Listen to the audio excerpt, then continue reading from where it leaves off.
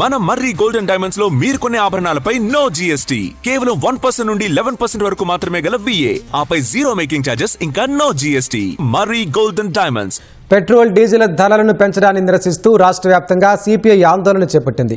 నిజామాబాద్ నగరంలోని ఆటోను తాడుతో లాగుతూ సిపిఐ నేతలు నిరసన వ్యక్తం చేశారు.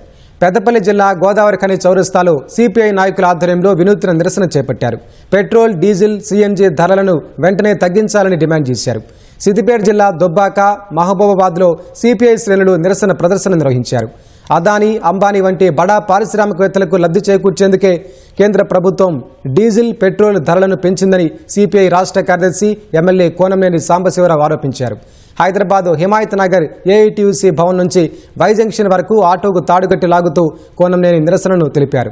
ఖర్చులు తగ్గించుకోవాలని, ఆర్థిక సంక్షోభం వస్తుందని ప్రధాని మోదీ ప్రజలను భయాందోళనకు గురి చేస్తున్నారని కోనంనేని ఆగ్రహం వ్యక్తం చేశారు.